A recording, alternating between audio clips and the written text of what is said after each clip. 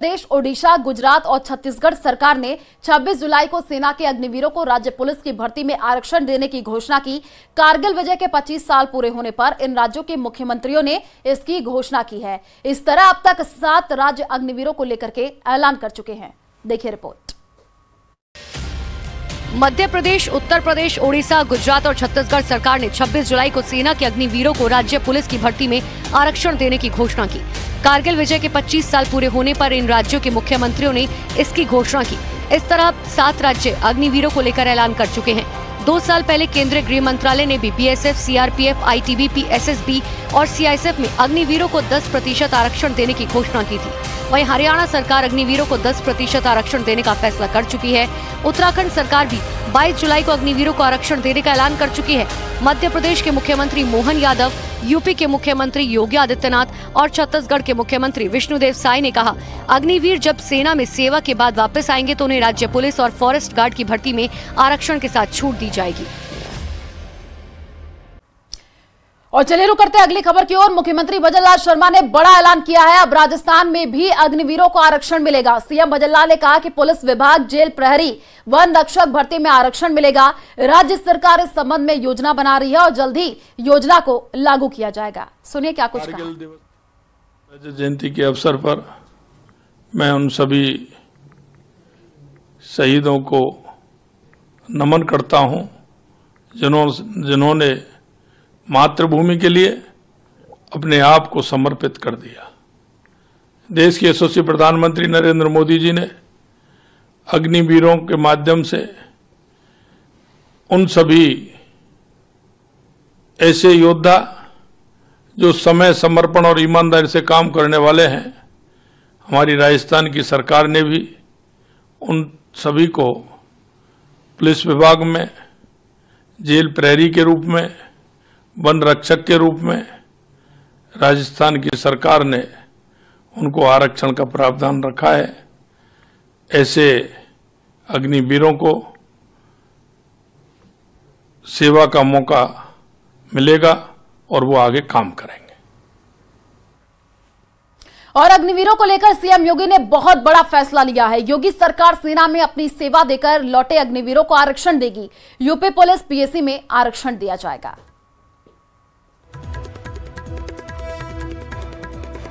तो ये बड़ी जानकारी आपको दे रहा है अग्निवीरों को लेकर के सीएम योगी का ये बड़ा फैसला, जहां पर अग्निवीरों को आरक्षण जो है योगी सरकार देगी। बीएसएफ ने, सीआरपीएफ ने, सीआईएसएफ ने, अन्य तमाम हमारे जो पैरामिलिट्री हैं, उन्होंने भी इस बात की घोषणा की है और उत्तर प्रदेश सरकार ने भी इस बात को कहा है कि अग्निवीर की योजना जैसे आगे बढ़ती है और जब ये अपनी सेवा के बाद वापस आएंगे तो हम उत्तर प्रदेश पुलिस सेवा में, पीएसी में इन नौजवानों को प्राथमिकता के आधार पर समायोजन की एक सुविधा देंगे, वेटेज देंगे। उनके लिए एक निश्चित आरक्षण की सुविधा हम अपनी सेना, अपनी पुलिस में उपलब्ध करवाएंगे। एक ट्रेन मैन पावर हमें मिलेगा, अनुशासित युवा हमें मिलेगा और इसका लाभ राज्य लेने के लिए पूरी तरह हम लोग प्रतिबद्ध होंगे। और बड़ी जानकारी आपको दे दें, मौसम विभाग की तरफ से अलर्ट जारी कर दिया गया है। 3 जिलों में ऑरेंज अलर्ट जारी कर दिया गया है। 28 जिलों में जो है येलो अलर्ट जारी हुआ है, जिसमें अजमेर, भीलवाड़ा, टोंक में भारी से भारी बारिश का अलर्ट जारी किया गया है। दक्षिण पूर्वी राजस्थान के भी कई हिस्सों में भारी बारिश के आसार जताए जा रहे हैं। तो ये बड़ी जानकारी आपको दे रहे हैं। आपको बता दें कि टोंक में भारी बारिश हो सकती है, इसी को लेकर के अलर्ट जारी कर दिया गया है। अजमेर, भीलवाड़ा में भी बारिश का अलर्ट जारी किया गया है। दक्षिण पूर्वी राजस्थान के भी कई हिस्सों में भारी बारिश के आसार जताए जा रहे हैं। तो तस्वीरें भी हम आपको टीवी स्क्रीन पर दिखा रहे हैं। आप देखिए, जल भराव से भी लोगों को काफी परेशानी हो रही है। 3 जिलों में जो है ऑरेंज अलर्ट जारी किया गया है।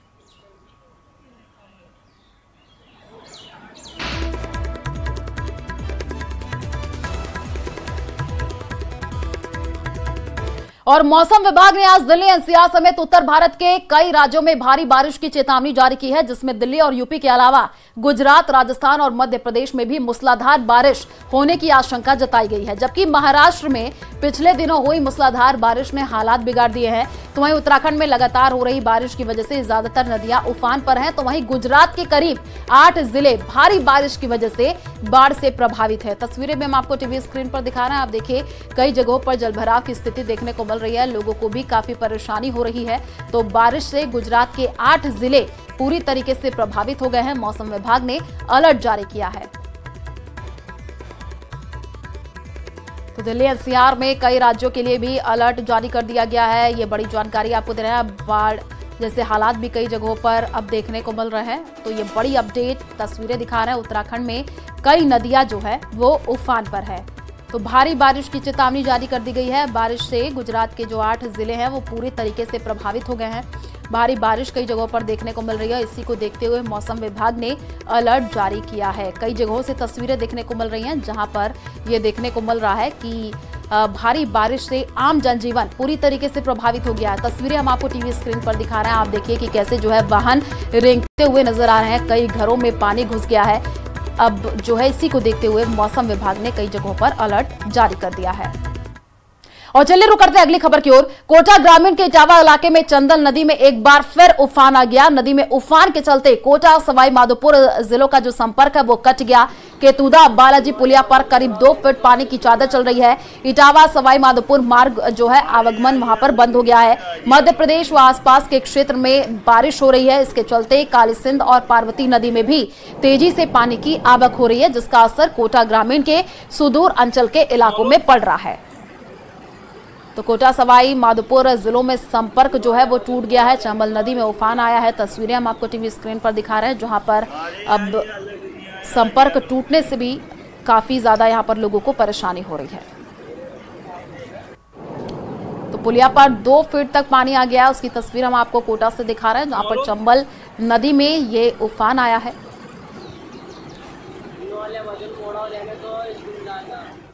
चित्तौड़गढ़ में शुक्रवार देर शाम करीब 1 घंटे तक बारिश हुई है, जिससे नगर परिषद की व्यवस्थाओं की पोल जो है वो खुल गई है। बारिश के पानी से शहर की अधिकांश सड़कें जलमग्न होकर के तालाब में तब्दील हो गई हैं। पानी के निकासी की पर्याप्त व्यवस्था नहीं होने से शहर में Gandhinagar, Subhash circle, station road, जिला अस्पताल रोड और किला रोड सहित कई इलाकों में मुख्य सड़कों पर लबालब पानी भर गया है। शहर की ट्रैफिक व्यवस्था को अलग अलग हिस्सों में बांटने वाले मुख्य अंडरपास और ब्रिज के नीचे कई फीट पानी भरने के कारण दोनों ओर से आने जाने वाले वाहनों का रास्ता भी बंद हो गया है। ऐसे में सभी वाहन चालक ब्रिज के ऊपर से होकर के गुजरने लगे हैं, जिससे पूरे ब्रिज सहित प्रताप सर्कल से लेकर के कलेक्ट्री चौराहा और शास्त्री नगर चौराहे तक वाहनों की लंबी लंबी कतार देखने को मिली है।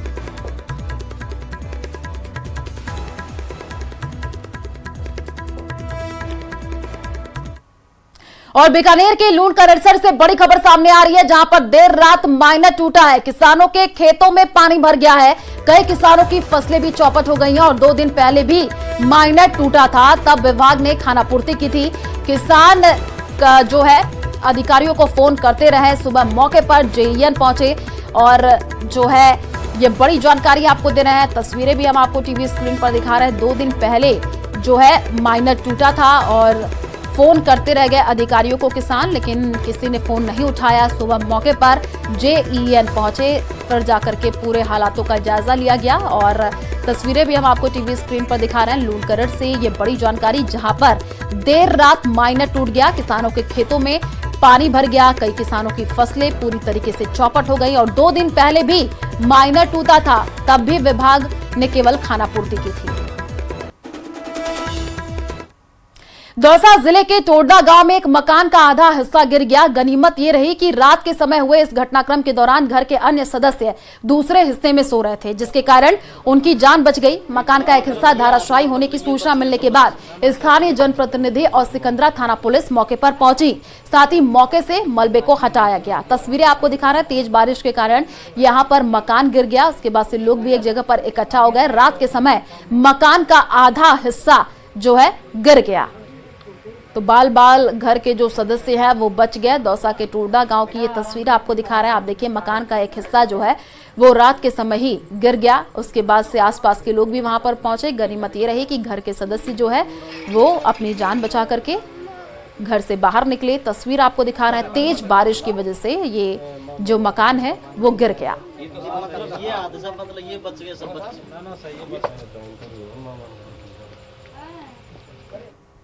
कोटा के केशवपुरा मुक्तिधाम के पास बनी 12 फीट ऊंची दीवार देर रात को ढह गई। हादसे में दीवार के पास खड़ी 3 कार जो है वो मलबे में दब गई।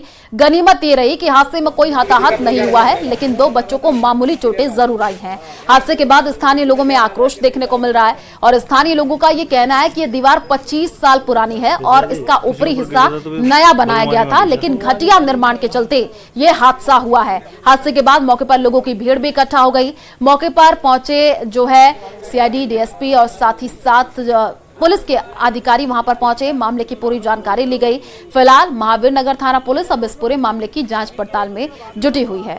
तो 2 बच्चों को मामूली चोट आई है। हादसे के बाद मौके पर काफी भीड़ भी देखने को मिली। कोटा से ये जानकारी, जहां पर 12 फीट ऊंची जो दीवार है वो ढह गई। दीवार के पास खड़ी 3 कारें मलबे में भी दब गई और 2 बच्चों को मामूली चोट आई है। जैसे ही सूचना लगी आसपास के लोग भी एक जगह पर इकट्ठा हो गए। भीड़ देखने को मिली, पुलिस भी मौके पर पहुंची।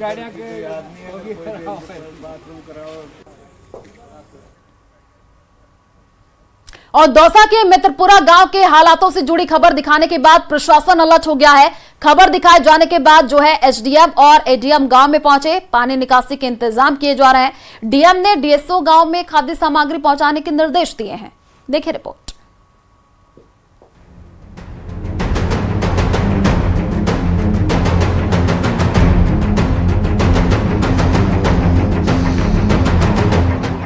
दौसा के मित्रपुरा गांव में बारिश के बाद बाढ़ जैसे हालात हैं। गांव एक टापू में तब्दील हो चुका है। चारों तरफ सिर्फ पानी ही नजर आ रहा है। ना कोई गांव में आ सकता है, ना गांव से बाहर जा सकता। गांव वालों की इस परेशानी को न्यूज 18 राजस्थान ने प्रमुखता से दिखाया, जिसका असर भी अब प्रशासन पर देखने को मिला। न्यूज 18 पर खबर दिखाए जाने के बाद एसडीएम और एडीएम मित्रपुरा गांव पहुंचे। पानी निकासी के लिए इंतजाम किए गए, साथ ही खाद्य सामग्री गांव में भेजने के आदेश भी डीएसओ को दे दिए गए।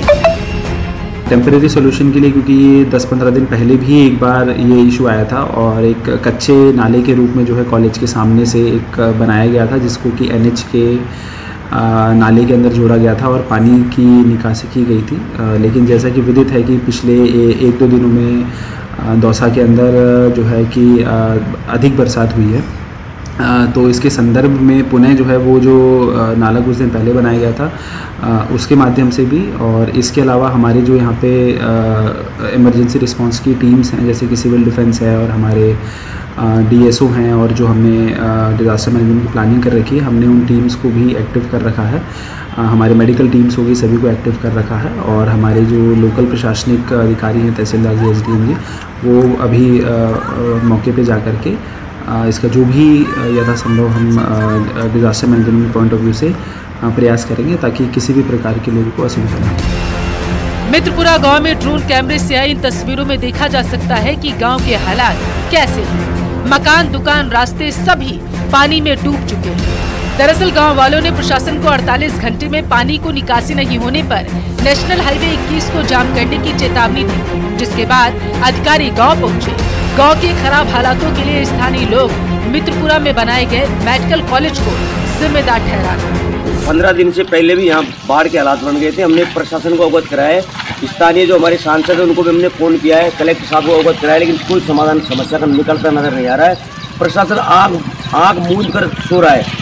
मेडिकल कॉलेज, नाले के निर्माण कर दिया, नाले जो परंपरागत नाला था हमारा उसमें कॉलेज बढ़ गया, और जो वर्तमान जो व्हीकल की व्यवस्था करी गई है उसको इसने कंपनी ने उसको नाले को तैयार नहीं किया, इसलिए समस्या हो रही है। अब आज इतनी समस्या हो गई कि देखो हमारी जो भैंसें हैं, इधर दिखाओ, ये पानी में डूब रही है, पूरे मकान डूब रहे हैं, और इधर देखो पूरा गांव है ना, आने जाने का सारा मार्ग अवरुद्ध हो गया। लोगों का आरोप है कि मेडिकल कॉलेज तो बन चुका है, लेकिन पानी निकासी के लिए नाला ही नहीं बनाया गया। ये जब से बारिश चालू हुआ तभी से पानी आ गया, मेडिकल कॉलेज की दीवार खड़ी हो गई, पानी बंद हो गया, पानी निकल नहीं रहा है और घरों में पानी घुस गया, कईयों के बोर खराब हो गए, मवेशियों को दिक्कत आ रही है, आदमी निकल नहीं सकते हैं, सारी समस्या आ रही है। प्रशासन को ध्यान नहीं दे रहा है। पहले प्रशासन को सब सूचना दे दी और कई बार दे दिया, कल दे दिया, परसों दे दिया, लेकिन कोई कार्रवाई नहीं था। कुछ थोड़ी फॉर्मेलिटी कर पूरी कर गए। चारों तरफ बच्चा स्कूल नहीं जा रहा है, हम क्या करें, बहुत हमारा डांडा डूब रहा थे, बोर खत्म हो गया हमारा। दौसा में पिछले 48 घंटे में 10 इंच बारिश हुई। इस बारिश से हाल बेहाल है। 10 दिन पहले हुई बारिश के दौरान प्रशासन ने पानी निकासी की वैकल्पिक व्यवस्था जरूर की थी, लेकिन अब एक बार फिर से बारिश ने हालात खराब कर दिए। अब न्यूज़ 18 पर खबर दिखाए जाने के बाद प्रशासन एक बार फिर जागा। अब देखने वाली बात ये होगी कि मित्रपुरा गांव वालों को कब तक इस पानी से राहत मिलेगी। दौसा से न्यूज़ 18 राजस्थान के लिए आशीष कुमार शर्मा की रिपोर्ट। चीतल लाने की तैयारी चल रही है। जल्द ही भरतपुर के घना अभ्यारण्य में चीतल ला करके यहां छोड़े जाएंगे और साथ ही साथ डीएफओ पीयूष शर्मा का ये कहना है कि जो है आगामी वर्षों में अभ्यारण्य क्षेत्र का विकास होगा और बाघों का ठहराव जो है वो भी बढ़ेगा। इससे वाइल्ड लाइफ टूरिज्म बढ़ेगा। आपको बता दें कि सवाई माधोपुर के रणथंभौर नेशनल पार्क से जुड़ा रणथंभौर बाघ परियोजना कैलादेवी अभ्यारण्य क्षेत्र 774 वर्ग किलोमीटर क्षेत्र में फैला है, जो वन्य जीवों के लिए हर प्रकार से अनुकूल माना जाता है। कैलादेवी अभ्यारण्य को विकसित करने के लिए केंद्र सरकार ने टाइगर हैबिटेट जोन घोषित किया था।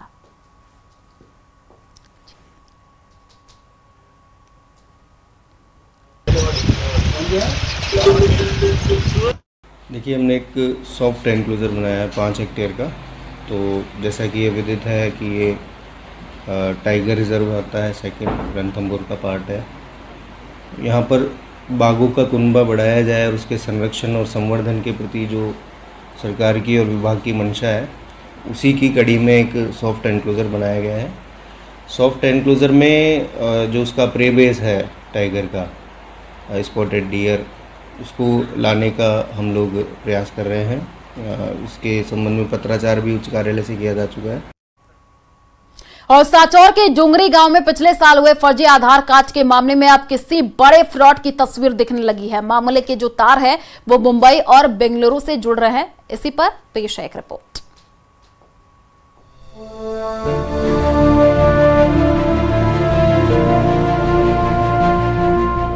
सांचौर में फर्जी आधार कार्ड बनाने के मामले में अब नए खुलासे हो रहे हैं। पुलिस की जांच में करोड़ों रुपए की टैक्स चोरी के लिए फर्जी आधार कार्ड बनाने की आशंका जताई जा रही और इस मामले में बड़े कारोबारियों की मिलीभगत हो सकती है। फर्जी आधार कार्ड टैक्स चोरी के लिए उपयोग किए जा रहे थे और गांव के ही स्कूली बच्चों के फर्जी आधार कार्ड बनाए गए।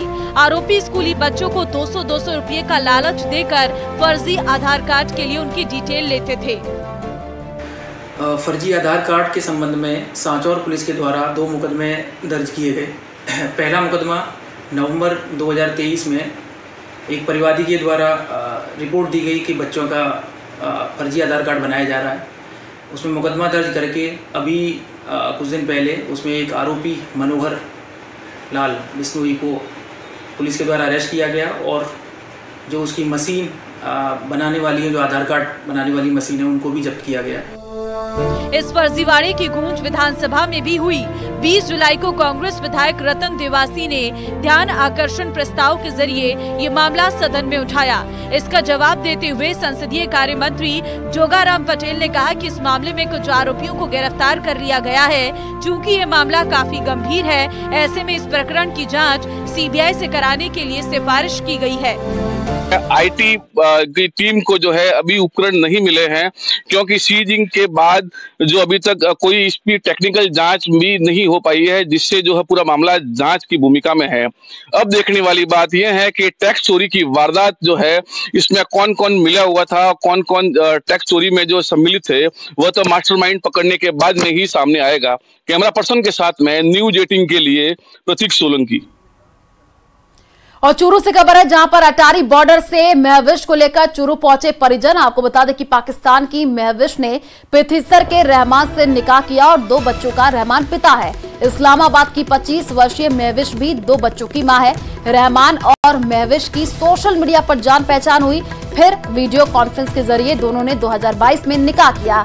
अब रहमान के परिजन अटारी बॉर्डर से महविश को लेकर के चूरू पहुंचे हैं। रतन नगर पुलिस महविश से पूछताछ भी कर रही है और रहमान के परिजनों को नियमित सूचना देने की हिदायत दी गई है।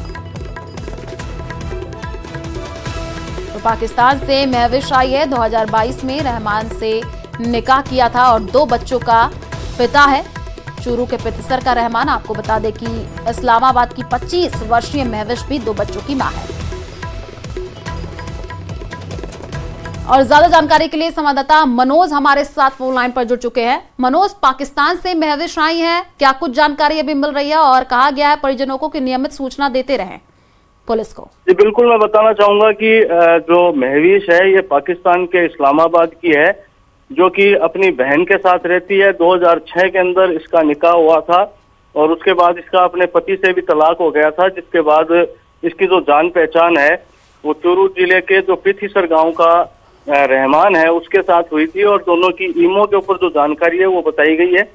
और इस जानकारी के बाद दोनों में दोस्ती हुई और फिर दोनों के अंदर इनका जो प्यार है वो परवान चढ़ने लगा। और अब जो महविश है उसने ऑनलाइन जो वीडियो कॉन्फ्रेंस है उसके जरिए और इसके साथ शादी की रहमान के साथ। और अब ये अपने ससुराल आई है, जबकि जो रहमान है वो अभी भी कुवैत के अंदर है और जो महविश है वो अपने ससुराल पक्ष के लोगों के साथ बाघा बॉर्डर होते हुए और अब चूरू पहुंची है। चूरू के रतन नगर थाना के अंदर इससे पूछताछ की जा रही है, इसके जो दस्तावेज हैं उनकी जांच की जा रही है और जो थाना अधिकारी है उनके द्वारा हिदायत दी गई है कि इसकी जो गतिविधियां हैं, इसकी जो सूचना है वो प्रतिदिन है वो थाने के अंदर दी जाए। जी ठीक है, शुक्रिया मनोज तमाम जानकारी साझा करने के लिए।